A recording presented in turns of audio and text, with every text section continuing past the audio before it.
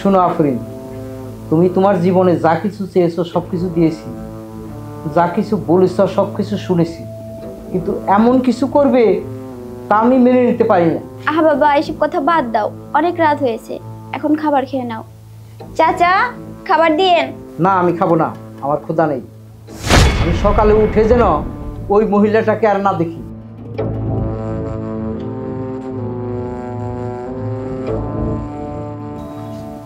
আচ্ছা, তোমার মায়ের সমস্যাটা কি? দেখতেছো যে বাবা রেগে আছে, তারপর বারবার এসে কেন এই বাড়িতে আসে? আচ্ছা, মার কি সমস্যা আমি কেমনে বলবো? আমি তো নিজেই বুঝতে পারতেছি না তার কি সমস্যা। তুমি বুঝতে না পারলে কি হয়েছে, আমি বুঝতে পারছি। তোমার মা তোমাকে কষ্ট করে বড় করেছে, অনেক টাকা খরচ হয়েছে, সেই টাকার জন্য এই বাড়িতে আসে। তুমি এক কাজ করো, তুমি তোমার মায়ের ঋণ পরিশোধ করে দাও, আর তাকে বলে দাও সে যেন এই বাড়িতে আর না আসে। তুমি একদম ঠিক বলেছো। আমিও চাই না সেই বাসায় থেকে আমার সংসারে অশান্তি করুক। তুমি যেটা বলেছো একদম ঠিক বলেছো, আর আমি সেটাই করব। তুমি কোনো চিন্তা করো না, টাকা যা লাগে সব আমরা দেব। তুমি শুধু তোমার মাকে বাড়ি থেকে বের করো। কি হলো আঙ্কেল, খাবার দিচ্ছেন না কেন? কি ব্যাপার মায়মা, সবাই ডাইনিং টেবিলে খাইতে বসছে, আপনি খাবেন না?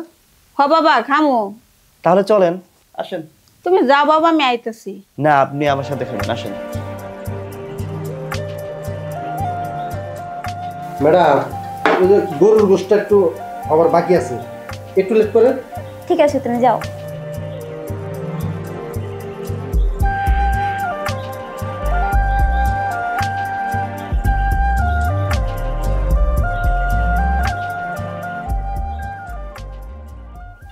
তুষার, তুমি একটু রুমে যাও, মার সাথে আমার কিছু কথা আছে। ঠিক আছে ভাইয়া। আফরিন, তুমিও যাও।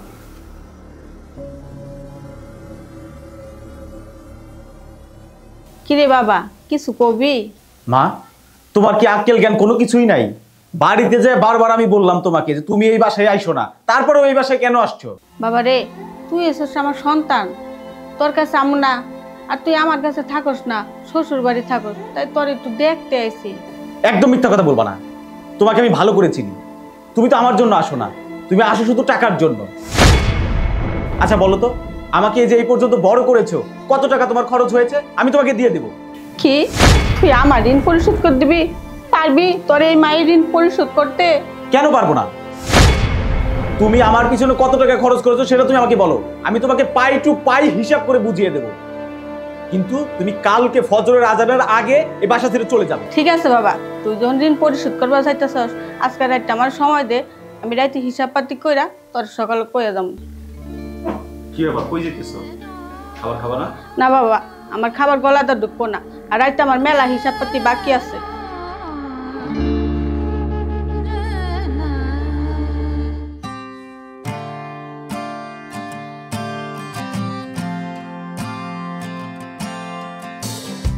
কি ব্যাপার, কিছু বলবা?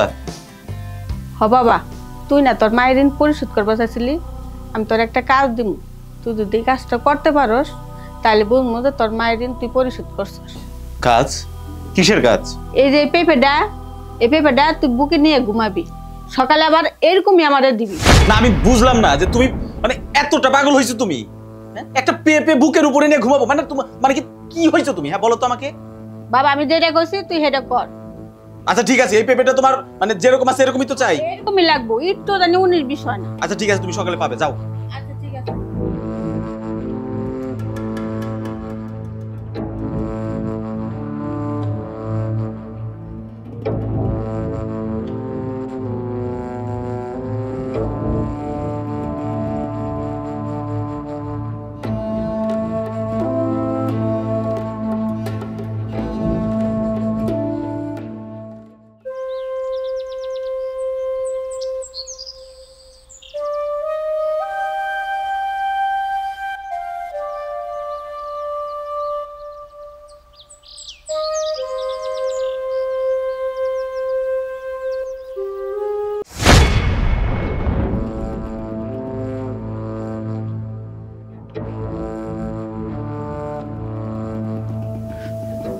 হাই হাই, এটা কি হয়েছে? মা না আমার পেঁপেটা দিয়া বললো পেঁপেটা যেন আমান থাকে, তাকে আমান পেঁপে দিতে হবে, কিন্তু এটা না গলে গেছে। এখন আমি কি করব? মা, ও মা, মা, কি হলো? আমার আস্তা পেপারটা দে। মা, পেঁপেটা তো গলে গেছে। বাবা রে, সাধারণ একটা পেঁপে দিছি, এই পেঁপেটাই তুই একটা রাত রাখা হলি না, গলায় হেলাইছস। 10 মাস 10 দিন গর্বে রাখছি, আর এই দুনিয়ার আলো বাতাস দেয়ছি। ডাইনে রাখছি মুইতা দিছর, বামে রাখছি মুইতা দিছর, কোনখানে রাখমু যদি তোর ঠান্ডা লাগে? তাই এই বুকের মাঝখানে তোরে আগলাই রাখছি। কই, তুই তো পেঁপের মতো গইলা যাস নাই। বাবা রে, মায়ের ঋণ কখনো শোধ করা যায় না বাবা। মা, ও মা, আমার তুমি মাফ করে দাও, আমার মাফ করে দাও। আমি অনেক বড় ভুল করে বলাইছি মা, অনেক অনেক বেশি ভুল করে ফেলাইছি। আমি তো ভালো না, আমি একটা কুলাঙ্গার। তুমি যদি আমার মাফ না করো তাহলে তো আমি জান্নাত পাবো না। তুমি আমার মাফ করে দাও, মাফ করে দাও মা।